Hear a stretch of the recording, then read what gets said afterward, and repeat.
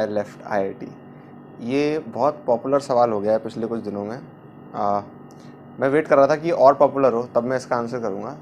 लगता है समय आ गया है। Why I left IIT. लोग ये सवाल पूछते हैं कि मैंने आईआईटी क्यों छोड़ा। अच्छा, कुछ लोग हैं जिनको पता है कि आईआईटी, कुछ लोगों को पता है ट्रिपल आईटी दिल्ली, है ना।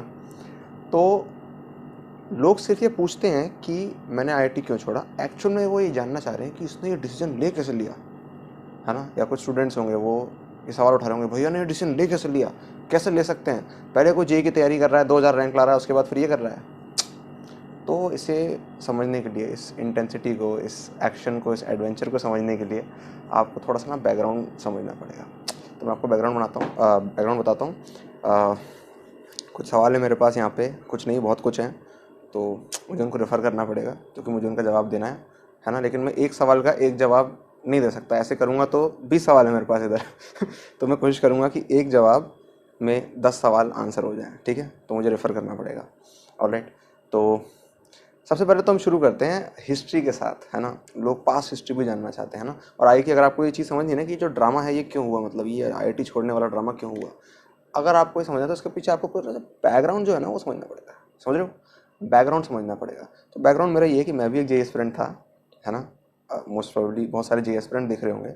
उन्हें ये लग रहा होगा कि भैया अगर हम ये देखेंगे कि आईआईटी क्यों छोड़ा तो आप कुछ आईआईटी की कुछ नेगेटिव चीज़ें बताओगे हमें, है ना, और उससे हमारी जो जेई प्रिपरेशन है वो हिंडर हो जाएगी। नहीं, ऐसा कुछ नहीं।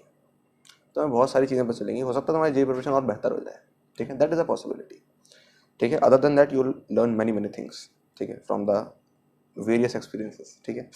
तो पहले मैं जेई एस्पिरेंट था, ठीक है। कोचिंग जाता था, 11 में कोचिंग गया।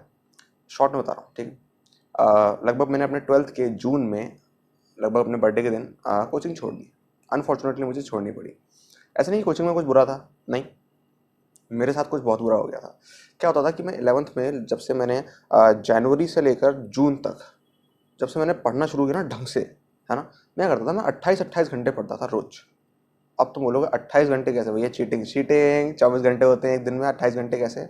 बात यह, मेरी साइकिल कुछ इस तरह की थी कि मैं 28 घंटे पढ़ता था और 8-9-10 घंटे सोता था, ऐसा था, ठीक है। 28 घंटे पढ़ा, 28 घंटे पढ़ा, यानी 32 घंटे जगा, है ना। 28 घंटे पढ़ने के हैं, जगने के नहीं। 28 घंटे पढ़ा, है ना, और 4 घंटे कुछ और काम किया, टोटल 32 घंटे जगा, और फिर 8-9-10 घंटे सोया, ठीक है। माना सोता थोड़ा ज़्यादा था, 10 घंटे बहुत हो गए, 8 घंटे ही बहुत होते हैं, ठीक है। लेकिन उस इंटेंस एक्टिविटी के बाद चलो मैंने अपने आप को माफ़ किया, ठीक है। तो ये जो 28-28 घंटे पढ़ने की ये जो बदतमीजी थी ना, इस चक्कर में, बदतमीजी में कह रहा हूँ बॉडी के लेवल, इस चक्कर में और भी कई सारे चक्कर थे, उनके चक्कर में मेरी हालत बहुत ख़राब हो गई। मुझे स्पाइन की दिक्कतें होने लगी, मुझे माइग्रेन होने लगा, मुझे सर्वाइकल इश्यूज़ होने लगे, ये सारी चीज़ें होने लगी, जो कि आज तक थोड़ा थोड़ा मेरा उन्होंने पीछा नहीं छोड़ा है, ठीक है। डेफिनेटली तब ये हाइट्स पे था, तब ये हाइट्स पे था, है ना, तब ये हाइट्स पे था। उस समय जून से लेकर के 4 महीने मैं बेड पे पढ़ा रहा था, तो ऑब्वियसली कोचिंग जाने का पॉइंट नहीं बनता। मुझे ऑनलाइन कोचिंग्स के बारे में कुछ नहीं पता था, जस्ट कुछ यूट्यूब चैनल्स के बारे में पता था, मैं उनको सर्व करता था और उनसे जो भी पढ़ सकता था पढ़ता था। मेरे इश्यूज़ ये भी थे कि मैं 8 घंटे से ज़्यादा किसी बुक को या किसी स्क्रीन को देख नहीं सकता, है ना। तो मैं क्या करता था, मैं ऑडियो नोट्स बनाता था और उनके थ्रू पढ़ता था, ठीक है। ऑडियो से ही पढ़ता था, जो कि देखते ही सिर में दर्द होता था, है ना। तो ऐसा था, तो ऐसे में मैंने कोचिंग छोड़ी। तो जो मैंने अपनी प्रिपरेशन करी, जो लार्ज पार्ट ऑफ मैंने प्रिपरेशन किया, वो बिना कोचिंग के किया। फिर उसके बाद जब मेरी हालत थोड़ी ठीक भी होने लगी तो मुझे लगा कि यार कोचिंग ने जब मेरी ख़राब हालत में मुझे सपोर्ट नहीं किया, पता नहीं क्या आगे सपोर्ट करेगी। मैंने कहा छोड़ो, तो मैंने बिना कोचिंग की तैयारी करी। तो मेरी जो रैंक आई 2017 के अंदर, वो आई जे एडवांस में 2680, 2600 समथिंग, और जेई मेन में 2200 समथिंग, ठीक। मैंने ड्रॉप ले लिया। ड्रॉप ले लिया मतलब क्या, एक मिनट, कॉलेज ड्रॉप आउट कर दिया? नहीं नहीं नहीं, ड्रॉप ले लिया जेई के लिए, है ना। दूसरों को मैंने ये बताया कि नहीं मुझे ना कंप्यूटर साइंस चाहिए। वो कहते हैं मिल तो रही है कंप्यूटर साइंस, अरे मिल तो रही है। मुझे बहाना मारना था। एक्चुअली क्या था, मेरा शुरू से ही जब मैं देखता था ना, जो कॉलेज गोइंग लोग हैं, मुझे वो ज़्यादा अपील नहीं करते थे। मुझे ऐसा लगता था कि यार क्या है ये लोग, इन लोगों में कोई स्ट्रेंथ नहीं लगती। ये कॉलेज जा रहे हैं, पढ़ रहे हैं, ये कर रहे हैं, वो कर रहे हैं, इनका पैकेज लग रहा होगा, जॉब लग रही होगी, लेकिन इनमें दम नहीं है ना, कुछ दम नहीं है इनमें, कुछ कॉन्क्रीट नहीं है। तो ऐसे ही लोगों के मैं आसपास रहूँगा। देखो मेरे लिए ना बहुत इंपॉर्टेंट था कि किस तरह के लोगों के बीच में मैं रह रहा हूँ, मेरे लिए ये ज़्यादा इंपॉर्टेंट था, कई गुना ज़्यादा इंपॉर्टेंट था किसी भी और पर्क के, है ना, किसी भी और एडवांटेज के, किसी भी और फ़ायदे के। मेरे लिए ये बहुत इंपॉर्टेंट था कि किन लोगों के आसपास मैं रह रहा हूँ, है ना, क्योंकि जिन लोगों के आसपास आप रहते हो वही आपको इम्पैक्ट करते हैं। आप ऐसे ही बन जाते हो अगर आप कॉन्शियस नहीं हो, है ना। तो ऐसा ही हुआ। तो लोग पूछते हैं क्यों क्यों कोचिंग के बिना तैयारी करी आपने, क्यों कोचिंग छोड़ी, क्यों ये किया, क्यों वो किया, कैसे आप वापस आए, वो एक अनदर स्टोरी है, ठीक है। वो एक अलग स्टोरी है कि कैसे वापस आए उस बीमारी से, कैसे उसको ठीक किया, खुद ठीक किया, ठीक है। और जहाँ पे बड़े बड़े डॉक्टर्स ने मना कर दिया था, बहुत सारी बातें कर दी थी, ठीक है, ऐसा लग रहा था पता नहीं क्या होगा ठीक है। तो ये बैकग्राउंड है, ये मैडनेस है जिससे मैं गुजरा था, ये मेरी सिचुएशंस की मैडनेस है, ठीक है, कि किस तरह की सिचुएशन थी। फिर उसके बाद जब ड्रॉप लिया मैंने, तो जब जस्ट मैंने लोगों को बोला कि कंप्यूटर साइंस के इंटरेस्ट के लिए, है ना, कुछ कुछ लोग पकड़ लेते थे मेरा झूठ, वो बोलते थे कंप्यूटर साइंस तुझे अभी भी मिल रही है, तो भी नहीं, मैंने कहा नहीं, टॉप टॉप आईआईटी में कंप्यूटर साइंस, ऐसे झूठ बोलता था मैं उनसे, क्योंकि और मैं कोई रीज़न दूंगा तो वो समझ नहीं पाएंगे, है ना। मेरा रीज़न ये था कि मुझे कॉलेज नहीं जाना था, मुझे घर पे अपने साथ कुछ टाइम स्पेंड करना था, ताकि मैं अपने आप को प्रिपेयर कर सकूं कि मैं कॉलेज जाऊं और तब भी कॉलेज के जो लोग हैं, जो कि जिनको मैं वीक मानता हूं, है ना, वो मुझे इम्पैक्ट ना कर पाएँ, है ना, मैं अपनी स्ट्रेंथ मेंटेन रखूं, है ना। क्योंकि मैंने बहुत मुश्किल से अपने आप को 9th-10th क्लास में वर्क करके जैसे तैसे स्ट्रांग बनाया था, है ना, सिर्फ फिजिकली स्ट्रांग नहीं, मेंटली स्ट्रांग नहीं, स्ट्रांग पर्सन, ठीक है, जो कि कभी कभी नहीं रुकने वाला पर्सन है, ठीक है। तो ऐसी पर्सनालिटी के साथ जो वीक वीक लोग हैं कॉलेज के, हो सकता है मैंने ही वीक लोग देखे, हो सकता है कोई स्ट्रांग लोग भी होते हों, लेकिन पता नहीं क्यों अभी तक मुझे दिखे नहीं, तो वो मेरी गलती हो सकती है, ठीक है मैंने कम लोगों को देखा, ऐसा लगता है, वैसे 100 लोगों को देखा लगभग, लेकिन लगता है फिर भी कम पड़ गए, है ना। तो इसी तरह से चला। जब मैंने ड्रॉप ईयर में जब मैंने ड्रॉप लिया तो मैंने कोई कोचिंग ज्वाइन नहीं करी, कोई कोचिंग ज्वाइन करने का पॉइंट बनता नहीं था, क्योंकि मुझे ये सब चीज़ें पसंद नहीं थी। ये कोई कोचिंग है, मैं रिजल्ट लेके आऊँगा, वो मेरा नाम छापेंगे, ये होगा वो होगा, कोचिंग है तो जाना पड़ेगा, ठीक है, और ये सारी चीज़ें होंगी, फिर उन लोगों के बीच में रहना पड़ेगा। मैं गया था, मैं साउथ दिल्ली गया था, कालू सराय गया था, पंजाबी बाग गया था, बहुत सारी जगहों पर गया था कोचिंग ज्वाइन करने के लिए, है ना। उनके मैंने एंट्रेंस टेस्ट दिए, सब में 1-2 रैंक आई, है ना, और ऑब्वियसली आएगी, मेरी ऑलरेडी जेईई एडवांस में रैंक आ चुकी है, ठीक है अब मैं ड्रॉप लूँगा तो पता नहीं क्या होगा ऐसे, ठीक है। तो ऑब्वियसली 1-2 रैंक आती थी, ठीक है। तो मैं कोचिंग गया, ठीक है, मैंने जाके देखा, ज्वाइन नहीं किया, जाकर देखा कि कैसा एनवायरनमेंट है, ये देखिए, क्योंकि मेरे लिए अगेन एनवायरनमेंट बहुत बड़ी चीज़ है ना, उस वक्त, ठीक है, एनवायरनमेंट बहुत बड़ी चीज़ थी। तो मैंने देखा कि किस तरह के एनवायरनमेंट ये लोग रह रहे हैं, कालू सराय, पंजाबी बाग, मैंने कहा ये नहीं नहीं नहीं, इस एनवायरनमेंट में मुझे मेरे घर वाले नहीं रखते, मुझे मुझे मेरे पेरेंट्स ने इस एनवायरनमेंट में नहीं रखा, ठीक है, इस एनवायरनमेंट में मैं रहने के लिए बड़ा नहीं हुआ हूँ, ठीक है। इतनी सारी जो मैं मेहनत कर रहा हूँ, ये जो जेईई की तैयारी कर रहा हूँ 2 साल 3 साल, हाँ, किस लिए किस लिए, इस एनवायरनमेंट में रहने के लिए? बिल्कुल नहीं, बिल्कुल नहीं, बिल्कुल भी नहीं, ठीक है। मैं घर में रहूँगा, ठीक है, मेरे लिए मेरा घर ही मेरा मंदिर है, ठीक है, घर ही मेरा टेम्पल है, तो मैं उसको अपने घर को इस सर्टेन वे में रखता हूँ, एटलीस्ट एनर्जेटिकली। तो कोई कोचिंग नहीं। तो अब ये देख रहे हो, अब ये इंसान है जो कि 2600 पे ड्रॉप ले रहा है ना, ऑल इंडिया रैंक, सारे जो आईआईटीज़ हैं उनको छोड़कर। तो आईआईटीज़ को तो मैंने 2017 में ही छोड़ दिया था। फिर जब ड्रॉप लिया मैंने, जब मेरी रैंक आई 1900 समथिंग जेईई एडवांस में, ठीक है। और हाँ, बता दूँ, मैं ड्रॉप में पढ़ा नहीं था, ठीक है। ड्रॉप में सिर्फ कुछ ही महीने थे ऐसे जिनमें मैं पढ़ा था, बस। उसके बाद दिसंबर के बाद से लगभग मई तक मैं बिल्कुल नहीं पढ़ा, ठीक है। मैंने कोई पढ़ने के लिए ड्रॉप नहीं लिया था पढ़ के क्या करूँगा मैं? वही मेरे को वही मिलेंगी, वही ब्रांचेस मिलेंगी, वही लगभग वही कॉलेजेस मिलेंगे, लगभग वही चीज़ें होंगी, तो क्यों पढ़ो, है ना, ऑब्वियसली, ठीक है। तो ये जो रैंक है जस्ट इसलिए कि चलो पहले से थोड़ा बेहतर हो जाए, बस। बाकी मैं कुछ और काम करता था, कुछ और काम जिसके रिटर्न्स जो थे वो जेईई की रैंक से कई गुना ज़्यादा है, कई गुना ज़्यादा, और अभी तक वो बेनिफिट करते हैं। जेईई की रैंक मैटर नहीं करती, ठीक है, और ऑब्वियसली कॉलेज छोड़ने के बाद तो नहीं करती ठीक है ना। तो ये बैकग्राउंड था। तो बात ये है कि जब आप पूछते हो ना कैसे छोड़ दिया कॉलेज, अभी मैं कॉलेज छोड़ने पे आया नहीं हूँ, अभी तो मैं कॉलेज जाने पे आया हूँ। रुको, स्टोरी में और चीज़ें बाकी। कैसे छोड़ दिया, हिम्मत कैसे हुई? तुम्हें ऐसा लग रहा है कि हिम्मत करनी पड़ेगी क्योंकि तुम्हें लग रहा है कि आईआईटी कोई बुरी चीज़ है। मेरे लिए कोई बड़ी चीज़ नहीं है, मेरे लिए सिंपली एक टैग है, एक इंस्टीट्यूट है जिसमें लोग पढ़ने जाते हैं। आजकल ऐसा लगता नहीं लोग पढ़ने जाते हैं, लेकिन चलो फिर भी इंस्टीट्यूट है, लोग पढ़ने जाते हैं, ठीक है। लेकिन ये कोई टैग नहीं है। जैसे ये इंस्टीट्यूट है, मेरा लैपटॉप जो है ना, वो मैं तुम्हें बता दूँ, वो आईआईटी से बेहतर इंस्टीट्यूट है, समझ रहे हो? मेरा लैपटॉप और मेरा इंटरनेट आईआईटी से कहीं कहीं कहीं गुना ज़्यादा बड़ा इंस्टीट्यूट है। इसको आईआईटी तो क्या, कोई इंस्टीट्यूट मैच नहीं कर सकता किसी हालत में। आपके पास भी सिमिलर लैपटॉप है, आपके पास भी सिमिलर इंटरनेट है, बट बात ये इसके साथ एक विलिंगनेस चाहिए होती है सीखने की, ग्रो करने की। उसका शायद आप पूरी तरह से एडवांटेज नहीं उठा पा रहे, तो आपके लिए जो टैग्स हैं कोई बड़ी चीज़ है, ठीक है। टैग्स से मैं शुरू से दूर रहता था, ठीक है। टैग्स एक ऐसी चीज़ है जो मुझे बिल्कुल नहीं चाहिए, क्योंकि मुझे टैग प्राइस टैग की तरह लगता है, ठीक है। कि किसी ने आईआईटी का टैग लगा दिया, किसी ने एनआईटी का टैग लगा दिया। आईआईटी का टैग लगाए तो ये इंसान महंगे में बिकेगा, अगर एनआईटी का टैग लगाए तो कम महंगे में बिकेगा, इकोनॉमिकल, यू नो। ठीक है। सिमिलरली जो पैकेजेस का और जो कंपनीज का जो टैग है, ये मेरे को कभी पसंद नहीं आया, सॉरी। हो सकता है ऐसा लग रहा हो कि ये डिसरिस्पेक्टफुल है, नहीं नहीं नहीं नहीं, मैं टैग्स की इंसल्ट कर रहा हूँ। इंस्टीट्यूट्स की मैं रिस्पेक्ट करता हूँ, है ना, लेकिन जो इंस्टीट्यूट्स को टैग्स की तरह यूज़ करता है, तुमने इंस्टीट्यूट की पूरी इंपॉर्टेंस खत्म कर दी, अपने ही इंस्टीट्यूट की तुमने इंपॉर्टेंस खत्म कर दी उसे टैग बना के। तो जितने सारे टैग्स हैं, चाहे वो कोचिंग का टैग हो, चाहे वो आईआईटीज़ का हो, चाहे वो किसी और कॉलेज का हो, चाहे वो किसी भी चीज़ का टैग हो, चाहे वो कंपनीज का हो, पैकेजेस का हो, या सक्सेस का टैग हो, है ना, कोई भी टैग हो, मुझे एक भी टैग नहीं चाहिए। मुझे अपने आप को अनटैग करना है, ठीक है। मुझे सिर्फ फेसबुक से अनटैग नहीं करना है ना, फेसबुक और इंस्टाग्राम पे अनटैग नहीं करना, पूरी तरह से अनटैग करना है, ठीक है। कोई टैग नहीं चाहिए मेरे ऊपर, मुझे किसी में नहीं बिकना, मुझे किसी प्राइस में नहीं बिकना, ठीक है। महंगा टैग मतलब तुम महंगे में बिक रहे हो, ठीक है, तो बिको मत। तो जो सवाल है ये, how could you how could you, I could, I did, ठीक है, कोई दिक्कत नहीं है। अच्छा, तो अब यहाँ पे क्या हुआ, जैसे मेरी रैंक आई 1953, ठीक है, जे एडवांस में अगले साल ड्रॉप ईयर के बाद, ठीक है।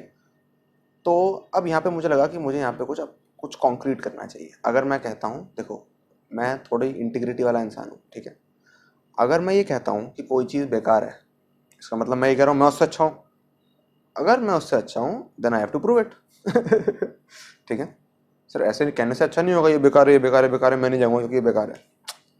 तुम्हें कुछ करना पड़ेगा, कुछ असली करना पड़ेगा, या तो दुनिया में कुछ असली करो या अपने अंदर कुछ असली करो, कहीं तो करो।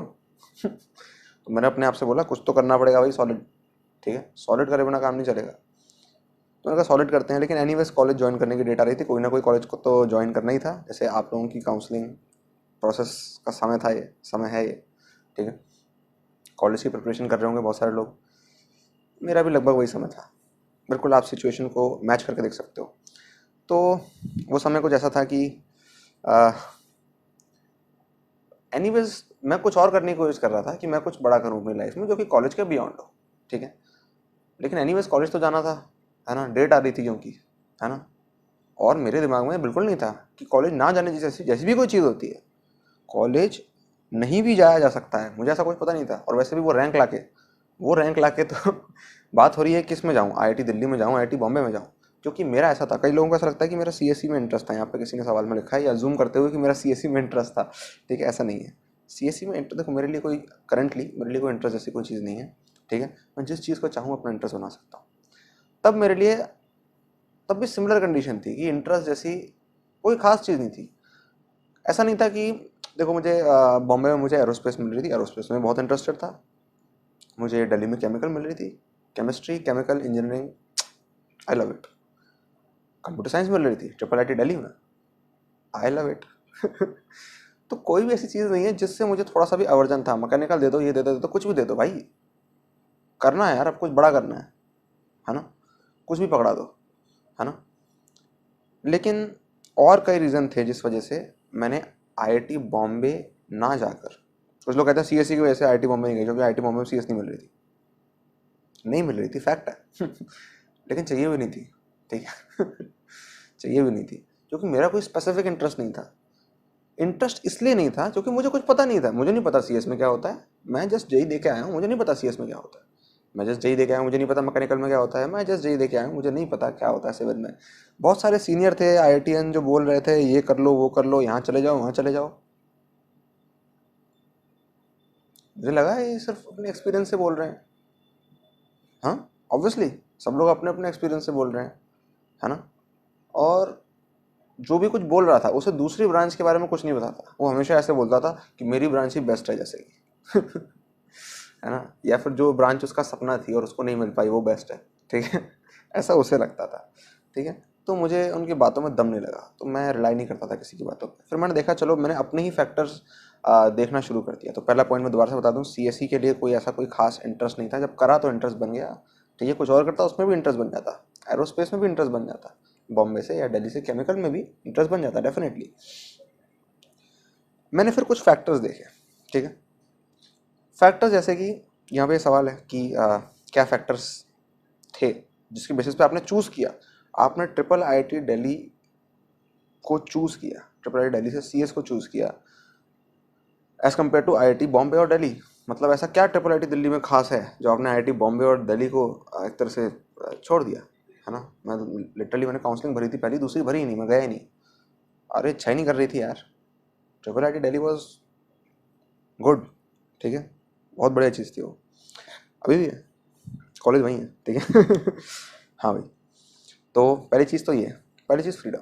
ये मैं प्रायोरिटी में नहीं बता रहा, ऐसे ही बता रहा हूँ। फ्रीडम, फ्रीडम मेरे घर के पास था, बॉम्बे मेरे घर के पास नहीं है। 19 किलोमीटर्स दूर था मेरे घर से ट्रिपल आईटी दिल्ली। मैं फरीदाबाद में रहता था, हरियाणा, एनसीआर कह सकते हो। तो एक तो क्लोज था, मेरे पास फ्रीडम थी कि मैं ट्रिपल आईटी दिल्ली से घर आ सकता हूँ, ठीक है, और घर से वहाँ जा सकता हूँ, मुझे हॉस्टल में रहना ज़रूरी नहीं है, मेरे पास ये फ्रीडम थी, है ना। और भी कई सारे फैक्टर्स हैं। एनवायरनमेंट, एनवायरनमेंट एक बहुत बढ़िया फैक्टर था। एनवायरनमेंट मैंने कैसे देखा एनवायरनमेंट, पहली बात तो मैंने जाके देखा, मैंने आईआईटी दिल्ली के कुछ लोगों से बात करी, मैं ट्रिपल आईटी दिल्ली मैंने विजिट किया। जब मैंने देखा तो मुझे दिखा कि triple IT Delhi is much more constructive environment than IIT Delhi, है ना। इसके बहुत सारे एस्पेक्ट हैं, इसमें हम जा सकते हैं, बहुत डिटेल में जा सकते हैं, ठीक है। बट ये मेरी जजमेंट थी, मुझे क्लियर डिफरेंस दिखा कि भाई ट्रिपल आईटी दिल्ली में और आईआईटी दिल्ली में ज़मीन आसमान का अंतर है। Triple IT Delhi is way better in environment, ठीक है। तो एक तो ये चीज़ थी, ठीक है। दूसरी चीज़ ये कि ट्रिपल आई दिल्ली में जो काम होते हैं करने को वो थोड़े ज़्यादा होते हैं, ठीक है। थोड़ा स्ट्रिक्ट शेड्यूल कह सकते हो आप, कह सकते हो थोड़ी ज़्यादा चीज़ें हैं करने को, है ना, कंप्यूटर साइंस के अंदर, है ना। पढ़ाई के मामले में, स्किल के मामले में कुछ ज़्यादा चीज़ें हैं करने को, यू नीड समथिंग मोर, ठीक है, than being in any IIT, ठीक है। यू नीड मच मोर, है ना, यू नीड मच मोर। तो मुझे लगा कि अगर ऐसा है कि एक हफ्ते में कोई किसी को 50 घंटे देने ही देने होते हैं पढ़ने के, तो फिर डेफिनेटली वहाँ मेहनती लोग होंगे। तो जहाँ पे 50 घंटे पढ़ना पड़ता है एक हफ्ते में, वहाँ पे आपको अपने आप को पुश करना पड़ेगा। और मुझे इससे मतलब नहीं है कि लोग जो हैं वो किस लेवल पे हैं, मुझे इससे मतलब है कि कितना वो अपने आप को पुश कर रहे हैं। वो ज़्यादा कंस्ट्रक्टिव लोग होंगे डेफिनेटली। और ये उनके ऑब्जेक्टिव रिजल्ट जो कि मेरे सामने ऑब्जेक्टिव रिजल्ट से दिखता है, आप जाके देख सकते हो इंटरनेट पे कि ट्रिपल आई टी दिल्ली जो है उसकी जो स्टैटिस्टिक्स हैं, जो ऑब्जेक्टिव रिजल्ट्स हैं, ऑब्जेक्टिव रिजल्ट मतलब वो रिजल्ट्स जो कि नापे जा सकते हैं, कितने रिसर्च पेपर हैं, है ना, कितने पैकेजेस लग रहे हैं, एवरेज पैकेज क्या है, कितने लोगों को प्लेसमेंट मिल रही है, ये सारे जो ऑब्जेक्टिव फैक्टर्स हैं। मैं ये नहीं कह रहा कि यही फैक्टर सब कुछ हैं, है ना, ये ऑब्जेक्टिव फैक्टर्स हैं। मैं चीज़ों को ऑब्जेक्टिव और सब्जेक्टिव करके चलता हूँ, ठीक है। सब्जेक्टिव चीज़ें अलग है, वो नापी नहीं जा सकती, लेकिन वो मैटर करती हैं। लेकिन ऑब्जेक्टिव चीज़ें भी बहुत हैं, ठीक है। ऑब्जेक्टिव रिजल्ट से बिल्कुल क्लियर हो रहा है कि लोग कितने मेहनती हैं, कितना अच्छा सिस्टम है, सब कुछ बढ़िया है, ठीक है। तो that was the ideal college for me, ठीक है, मेरे लिए वो आइडियल कॉलेज है। और एक और बात कि उसमें रियल लाइफ जो कंप्यूटर साइंस है, रियल लाइफ कंप्यूटर साइंस, है ना। कहीं मुझे लगा ऐसा, मैंने अपने दोस्तों से बात करी जो आईआईटी दिल्ली में थे, बॉम्बे में थे, कानपुर, खड़गपुर, और सारे आईआईटीज़ में मेरे दोस्त कहीं ना कहीं हैं, कुछ ना कुछ, ठीक है। अब बात अलग है। अब जितने दोस्त थे बाकी सारे आईआईटीज़ में, उससे ज़्यादा स्टूडेंट्स हैं बाकी सारे आईआईटीज़ में, ठीक है। तो अब दोस्त भी हैं, स्टूडेंट भी हैं, तो मुझे पता रहता है सबके बारे में सब कुछ, ठीक है। तो सबसे बड़ी बात यह कि real life computer science, I like it, बहुत पसंद आया मुझे, ठीक है, डेफिनेटली। फिर बात है कि पढ़ाई की फ्रीडम, पढ़ाई की फ्रीडम मतलब ये है कि करिकुलम कुछ इस तरह का है जो कि बहुत बढ़िया है, बहुत awesome up to date curriculum है, जो कि आईआईटीज़ में नहीं है। 2.5 साल बस आपको यानी कि 5 सेमेस्टर्स आपको कुछ कोर्सेज करने हैं जो कि वो लोग कह रहे हैं जो कि बहुत ऑसम कोर्सेज हैं, ठीक है, बहुत ऑसम कोर्सेज हैं। वहाँ जो सीखने को मिलेगा वो मेरे को नहीं लगता किसी और कॉलेज में other than triple I T Hyderabad आपको कहीं मिलेगा, ठीक है। जो नॉलेज है, ठीक है, हो सकता है टैग आईआईटी बढ़ाओ, लेकिन एनीवेज मैं टैग से दूर भाग रहा हूँ, ठीक है। तो ये बात है। और सब कुछ उसके अंदर अच्छा था, ठीक है। अभी हाईएस्ट पैकेज भी कुछ निकला था उसका मेरे ख्याल से पिछले साल, है ना। दैट इज़ फाइन, मैं उसको नहीं देखता। जो कोर्सेज हैं वो अपने आप में इनफ है मेरा दिल जीतने के लिए, ठीक है। किसी का भी दिल जीतने के लिए जो भी इंटरेस्टेड है कंप्यूटर साइंस में, कोर्सेज आर इनफ, ठीक है ना। और जो आखिरी का जो 1.5 साल है ना, जो 3 सेमेस्टर आखिरी के, वहाँ पे कोर्सेज की फ्रीडम होती थी। CSE वालों, मैं CSE में था। CSE की जनरल कैटेगरी की नॉन दिल्ली की मेरे ख्याल से 9 सीट्स थी उस समय, 9 ही सीट थी, उनमें से मैं एक था, ऐसा था। तो ये फ्रीडम बहुत मज़ेदार थी। कुछ लोग पूछते हैं भैया ये बताओ IIIT दिल्ली में पहली बार गए, आपको कैसा लगा। ये मैं किसी और वीडियो में बताऊंगा। अरे बढ़िया एक्सपीरियंस था, मज़ा आ गया, ठीक है। मज़ा इससे नहीं आ गया कि IIIT दिल्ली बहुत अच्छा लगा, नहीं नहीं नहीं, मेरी बहुत सारी मिथ्स ब्रेक हो गई। क्या भैया आपको रियलाइज़ हो गया कि IT बेटर होता है। नहीं नहीं नहीं, इस बात को तो मैं अभी भी नहीं मानता। IIIT बेटर है, IIIT दिल्ली और हैदराबाद बेटर है। हैदराबाद के बारे में श्योर नहीं हूँ, दिल्ली के बारे में श्योर हूँ। It's better if you want to learn computer science. तुम्हारा अगर दिल है कंप्यूटर साइंस में, तो तुम्हें ड्रामा करना है, तुम्हें फेस्ट करने हैं, तुम IT जाओ, वहाँ ये सब ज़्यादा होता है। तुम्हें जो करना है करना है। अगर तुम्हें ऐसा करना है कि तुम्हें कुछ कुछ तो भी करना है, ठीक है, ये सब चीज़ें करनी है, तुम्हें एन्जॉय करना है, सो कॉल्ड एन्जॉय, ठीक है, तो तुम उधर जाओ, कोई दिक्कत नहीं है ना। फिर क्या हुआ, IIIT दिल्ली में 2 महीने के लिए गया, उसके बाद मैंने ड्रॉप आउट कर दिया। मैं तुम्हें बता दूं, पहले मैं क्लियर कर दूं कि IIIT दिल्ली मुझे बहुत पसंद था, अभी भी पसंद है। कंप्यूटर साइंस मुझे बहुत पसंद थी, अभी भी पसंद है। ये मेरा फेवरेट कॉलेज था। और मेरा बहुत दिल लगा था इसमें, ठीक है। और मेरे नंबर भी बहुत अच्छे आते थे, 10 10 10 10 10 आने ही थे। क्योंकि मैंने कॉलेज जाने से पहले अपने एक दोस्त से पूछा था भाई क्या पढ़ लूँ, और एक IIIT दिल्ली के सीनियर थे, उनसे मैंने पूछा था क्या पढ़ लूँ, तो उन्होंने बोला पाइथन पढ़ लो। हाँ पाइथन पढ़ लेते हैं। फिर 7 दिन मैंने पाइथन पढ़ी, वही पाइथन उन्होंने 2 महीने में पढ़ाई, ठीक है। ऐसा नहीं कि उन्होंने कम पढ़ा, उन्होंने बहुत कुछ पढ़ाया। वो मैंने 7 दिन में कर लिया था, वो बात अलग है, ठीक है। ठीक है। और 2 बहुत औसम प्रोजेक्ट्स थे जो कि मुझे करने को मिले, अच्छा लगा मुझे एज अ बिगिनर। वो प्रोजेक्ट्स बहुत अच्छे थे, मुझे बहुत मज़ा आया करते करके। इसने मेरा दिल जीत लिया था इस कॉलेज ने। लेकिन अब यहाँ पे कुछ और था। जब मैं कॉलेज गया था ना, उससे 1 या 2 महीने पहले से मैं कुछ प्रिपेयर कर रहा था अपना काम। मुझे ऐसा लग रहा था कि मुझे कॉलेज जो भी हो, मुझे उससे मतलब नहीं है। कॉलेज मेरा पसंदीदा था, ठीक है, लेकिन कॉलेज जो भी हो मुझे मतलब नहीं है। मुझे कुछ ऐसा करना है जो कि बियॉन्ड कॉलेज हो, ठीक है। क्योंकि मुझे पसंद नहीं है कि मैं अपने आप को लिमिटेड रखूँ। मैं किसी को कभी सजेस्ट नहीं करता कि अपने आप को लिमिटेड रखो किसी चीज़ तक। You must go beyond. wherever you are wherever you are, you must strive to go beyond. This is how evolution works, है ना। कुछ लोग मानते हैं हम इंसान बन गए तो एवोल्यूशन पूरा हो गया, नहीं। अगर आप सभी इंसानों को देखोगे, क्या आपको लगता है सब same same level of evolution पे हैं। बायोलॉजिकली हो सकता है सब लोग सेम है ना। लेकिन और फैक्टर्स भी हैं जिन पे हमें इवॉल्व होना होता है, हमें स्ट्राइव करना होता है। अगर हम वो नहीं करते तो हम इवॉल्व नहीं रहेंगे, समझ रहे हो। तो ये कॉन्स्टेंट स्ट्राइविंग है अपने जो भी एग्जिस्टिंग लेवल है उसको एक्सीड करने की। नहीं नहीं नहीं, तुम्हें सेटिस्फाई रहना आना चाहिए, नहीं नहीं नहीं तुम परफेक्शनिस्ट हो। अरे अरे अरे, तुम इम्प्रूव नहीं कर रहे, कोई बात नहीं, दूसरों को तो करने दो। ठीक है। तो ये परफेक्शनिस्ट और नॉन सेटिस्फाइड, ये सब कहने से कुछ नहीं होगा, ठीक है। बात ये जो स्ट्राइव कर रहा है वो इम्प्रूव होकर आगे निकल जाएगा। और जो ये सब बोलते थे ना, ये परफेक्शनिस्ट है, ये ज़्यादा कर रहा है, इसको सेटिस्फाइड रहना चाहिए, ज़्यादा सेंटी हो रहा है, ज़्यादा सीरियसली ले रहा है चीज़ों को, ये सारे लोगों को अपनी ज़िंदगी से प्लीज़ लात मार के निकाल दो। और अगर तुम उनमें से एक हो तो प्लीज़ अपने आप में एक लात मार लो, नहीं तो मैं मार दूंगा, ठीक है। समझ रहे हो, लात मारना मतलब लिटरली नहीं। और कई तरीके हैं, ठीक है। क्योंकि ये चीज़ एक ऐसी चीज़ है जो कि ह्यूमैनिटी को डिस्ट्रक्टिव बना रही है, समझ रहे हो। जब तुम इम्प्रूव नहीं करना चाहते तो एक तरह से तुम नीचे जा रहे हो, और तुम नीचे जा रहे हो दूसरों को भी वही बोल रहे हो, वो भी नीचे चले जाएंगे। तो तुम एवोल्यूशन के अगेंस्ट हो, तुम बंदर बनना चाह रहे हो एक तरह से, है ना, एटलीस्ट दिमाग से। ठीक है, तुम ये बनना चाह रहे हो। तो ये मैं मानता हूँ कि ये ह्यूमैनिटी के अगेंस्ट है, ठीक है। इसी वजह से लैक ऑफ एवोल्यूशन की वजह से ही बहुत सारी प्रॉब्लम है दुनिया में, ऑलरेडी बहुत प्रॉब्लम है, और मत क्रिएट करो प्लीज़, ठीक है। तो बात ये है कि जो मेरी एक्सटर्नल चीज़ें थी वो इतनी ज़्यादा हो गई थी। मेरी जो एक्सटर्नल कम्युनिटीज़ थी, मेरी डिस्कॉर्ड कम्युनिटीज़ थी कोडर्स के अमंग, मेरी ऐसी कम्युनिटीज़ थी जहाँ पे लोग जो थे वो बहुत फास्ट ग्रो करते थे और ऑब्वियसली वो इस देश के नहीं थे। मुझे बहुत अफसोस होता हुआ ये बहुत अफसोस होता है ये कहते हुए कि मेरे देश के नहीं थे वो लोग, ठीक है, इंडिया के नहीं थे। कुछ जापान के थे, कुछ कोरिया के थे, कुछ जर्मनी के थे, अलग अलग देश के लोग थे डिस्कॉर्ड कम्युनिटीज़ के अंदर। अभी भी देखोगे वो लोग हैं ऑब्वियसली, ठीक है। तो उनसे मैं सीखता था, बहुत सीखने को मिला। मैंने फॉरेन बिजनेस किया है ना, मैंने कुछ इंटरनल बिजनेसेस किए, मैंने अपने कुछ बिजनेस ट्राई आउट किए, मैंने बहुत सारी चीज़ें ट्राई आउट करी, सिर्फ बिजनेस नहीं, बहुत सारी चीज़ें, अलग अलग तरह के वर्क की दुनिया में एग्जैक्टली चीज़ें काम कैसे करती हैं, होता क्या है ये, ठीक है, कैसे चलता है ये सब चीज़ें, है ना, कंपनी कैसे चलती है, ये कैसे चलता है, वो कैसे चलता है, सारी चीज़ें कैसे चलती हैं, इन सबको मैं एक्सप्लोर करता रहता था। और मैंने किसी तरह से अपनी अर्निंग जो है वो इंश्योर कर ली थी। तो जितना मैं कॉलेज से निकल कर अर्न करता, अगर मेरा एक अच्छा पैकेज लग जाता टॉप 10 के अंदर,